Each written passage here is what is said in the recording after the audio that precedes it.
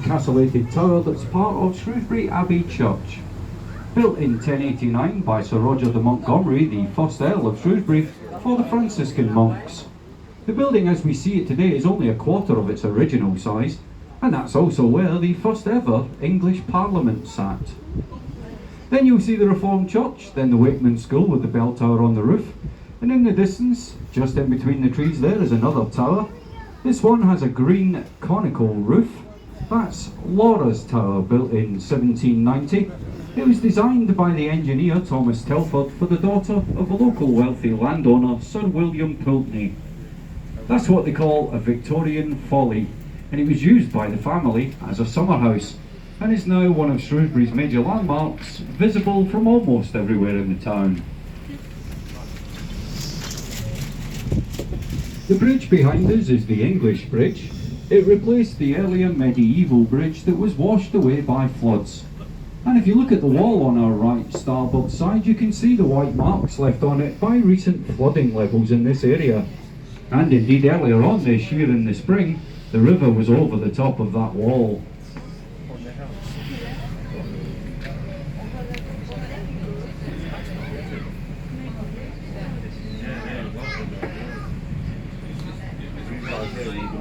This older building coming up on your right starboard side is made up of all different types of architecture and is currently a private residence. But it was once a friary. That was St. Julian's Friary, home to the Benedictine monks who settled there in 1245. And those monks had taken a vow of poverty, which meant they were not allowed to use any dye in their robes. As a result, all of their robes were grey in colour, and they became known as the Grey Friars. And this bridge was named after them, the Greyfriars Bridge. They became quite famous throughout the English and Welsh borderlands for spreading the word of the Bible, and you can find many mentions of the Greyfriars Brotherhood in contemporary medieval manuscripts.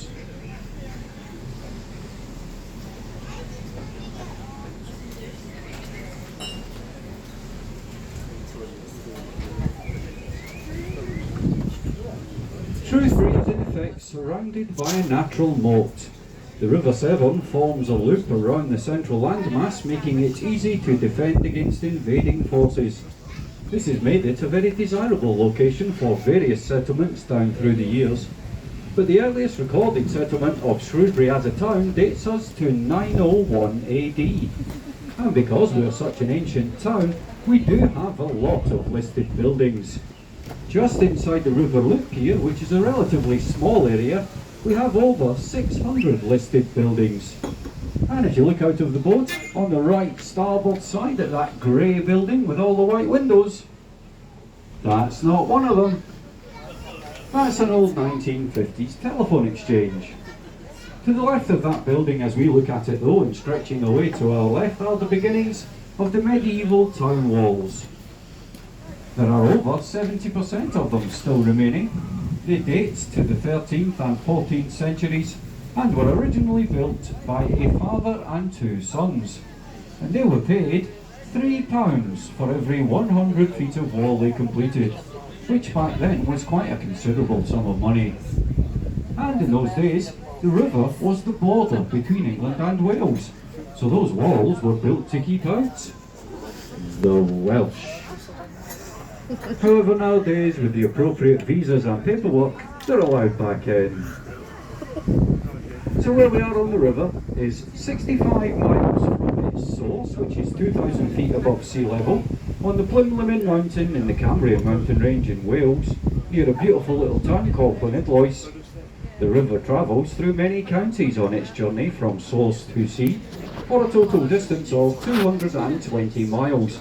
Making it the longest river in Great Britain, narrowly beating its nearest rival the Thames by 5 miles. Through the years, the river's had many different names. The Romans called it Sabrina, after their river goddess, and the Welsh called it Hafren, which means the border. And the towns had many names too. The ancient English names for Shrewsbury were Scrobbersbrig, Snobbersbrig, and Slobbersbrig, and they all mean the town in the muddy place, which is understandable when you think how often Shrewsbury has flooded. The red brick building on your port left-hand side with the big chimney on top is some rather nice flats and apartments now. 200 years ago, that was Trouser's Brewery. And at this end of the building is a flight of stairs leading to a doorway. That doorway in turn used to lead to a thing called a tiddly bar. Now a tiddly bar was a place where you could go if you were a child under the age of 12 or indeed a woman, and you'd be given 3/4 of a pint of beer each day. And that's because they considered the river water unsafe to drink. The irony being, of course, that the beer was made using water from the river. Well, this is the former industrial end of Shrewsbury, and that's why there are no houses built on the riverbank on our right starboard side. That land is now given over to leisure usage, tennis courts and bowling greens and so on, and that's because it's a minor floodplain and is contaminated as a result of the earlier industrial activity. And the next field that we'll pass on the port left-hand side, the one with all the willow trees, is called Burr's Field, B-U-R-R, named after the Burr's lead works that used to stand there. And that land is so heavily contaminated with lead that it will never be put to any use. You can see, however, immediately on our port left-hand side, through the trees there, that little building site. They have been given permission. They're constructing 2 eco-friendly, self-sustainable, off-grid houses. One of them's sold, but the other one is still available.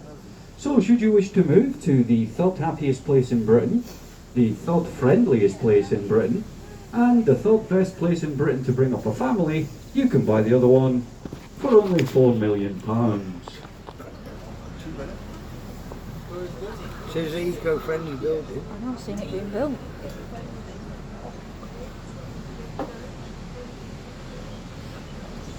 The church you can see on your right starboard side is the Roman Catholic Cathedral. Completed in 1852, it was designed by Edward, the son of a famous architect, Augustus Welby Pugin. And Augustus was famous because he designed the interiors to the Houses of Parliament. At this end of the building you can see a decorative stained glass window. That's what's known as a Jesse window. It's believed to predate the building by several hundred years, and it was the means by which medieval churches would communicate the message of the Bible to their congregations who could neither read nor write.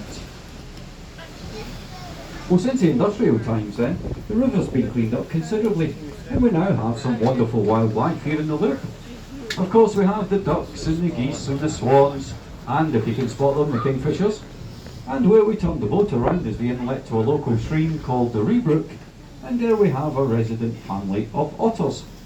And we often see them up here on the main body of the river, at dusk and at dawn hunting for fish. And one of their favourite places to eat their fish is on our jetty. And speaking of fish, the populations are healthy in the river once again, as is evidenced by these wooden platforms on our right starboard side. Those are angling pegs, and each year Shrewsbury hosts a couple of international standard angling competitions. On your right starboard side is a collection of red brick buildings, one of which has a little spire on top. They all belong to Shrewsbury Girls' High School. That's a fee-paying school, and a former pupil of that school is Professor Dame Mary Beard, the historian. This bridge in front of us is the Kingsland Bridge, named after the Kingsland Bridge Company. They built a number of these structures throughout the empire, notably in South Africa. This bridge was originally nicknamed the Penny Bridge. That's because when it was declared open in 1881, it would have cost you a penny to walk across. Nowadays you can walk across for free, but it will cost you 20 pence to drive across. And the bridge is known locally for a couple of other reasons. It's the tallest over the river in this area, and because a local chap, Flight Lieutenant Eric Locke, who was a fighter pilot in the Second World War and came from a village just outside Shrewsbury called Baston Hill, he was engaged to a local girl. One day in 1940 he arranged for his fiancée to be on the riverbank where that willow tree is, and in order to impress her, he flew his Spitfire underneath this bridge several times. Well, it must have done the trick, because she did marry him, and he went on to become the most decorated British-born pilot of the Battle of Britain. And there are a couple of local landmarks and streets named after him.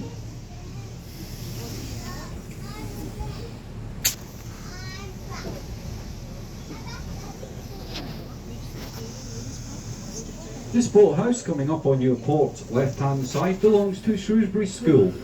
formerly known as Shrewsbury Boys' School, although it is now fully co-educational. And that's the school attended by Charles Darwin. He didn't go to it at this site though, he went to it at its original site in the town centre, and we'll see that building a little bit later on. On the hill behind the boathouse is a red brick building with a green clock tower. That's one of the many school buildings, and that particular one was once a workhouse and then latterly a TB hospital.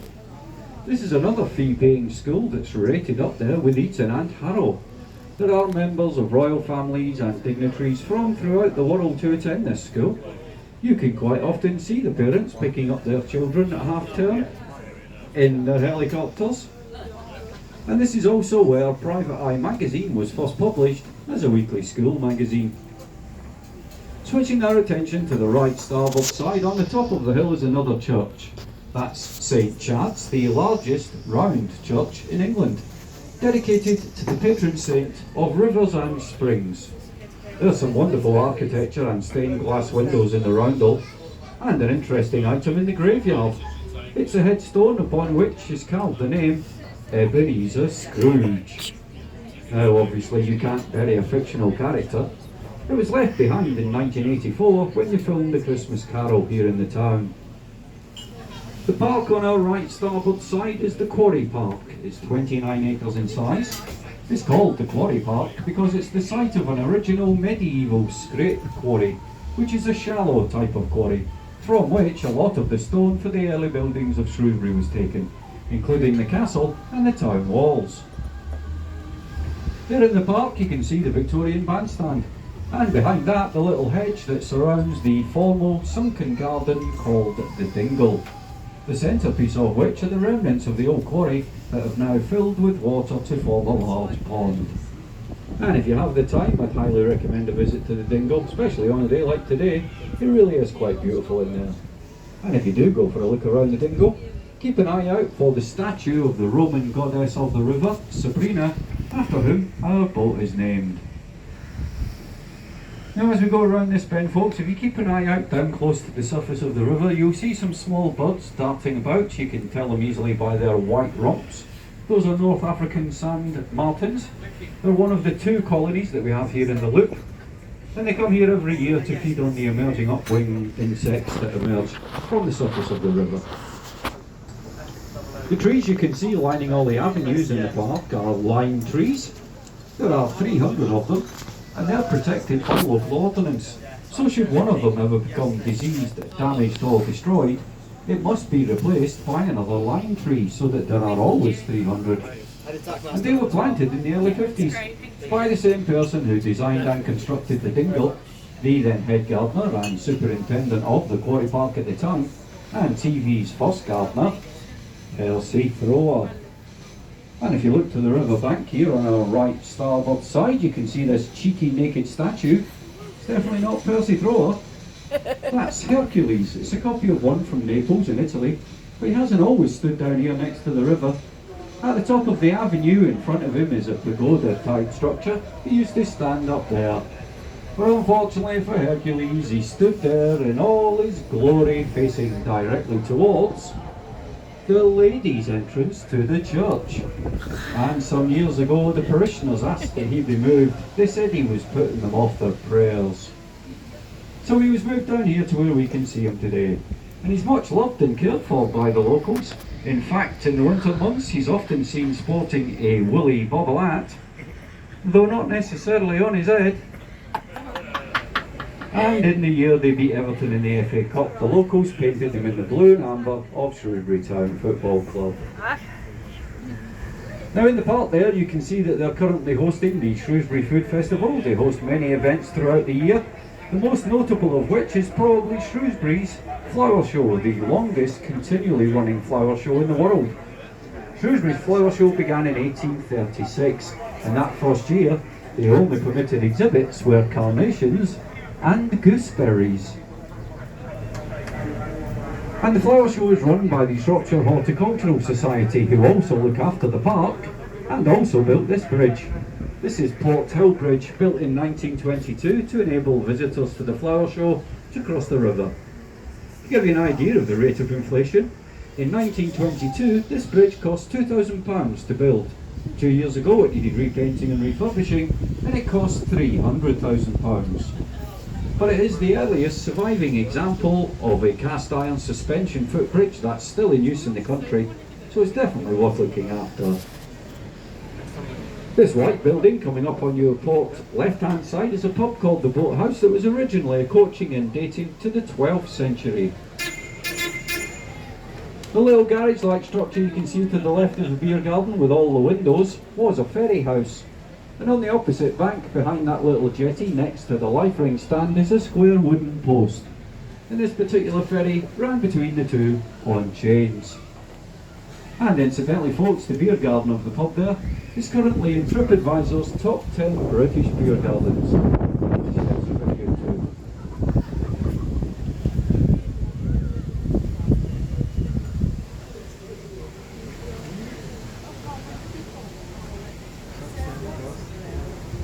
This bridge in front of us is the Welsh Bridge, and the bridge we turned around in front of was the English Bridge. And when we're in Shrewsbury, if we're not sure which end of town we're at, we follow the rule of the bridges.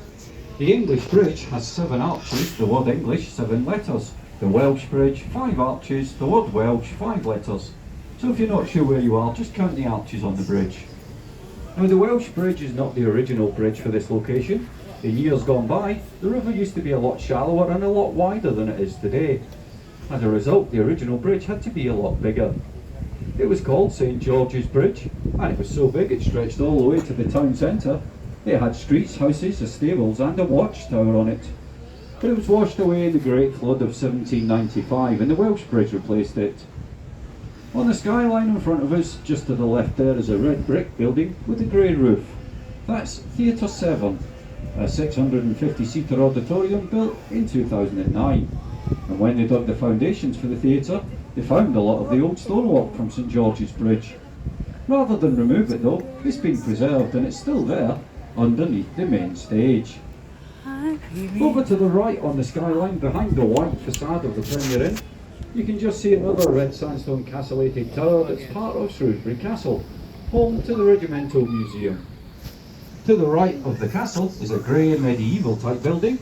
This one has a 4-spired tower with a flag flying from it, and that's the original Shrewsbury Boys' School as attended by Charles Darwin. And he went there as a boarding pupil, even though he lived just to our left here up the hill. That's now the town library, outside of which is a wonderful monument to Darwin. It's a statue of him in his later years, sat in his chair looking at the castle, surrounded by items celebrating his life's achievements.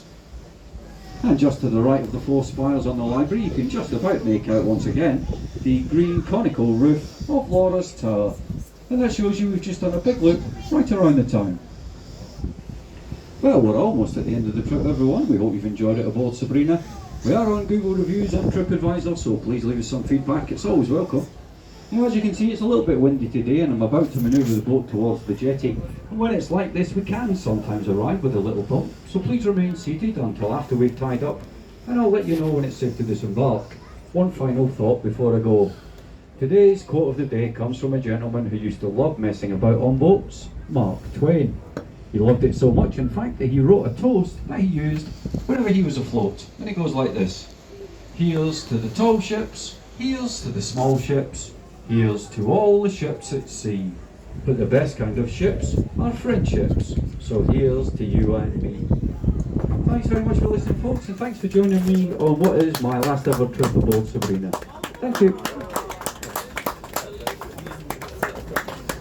They're missing money. I will.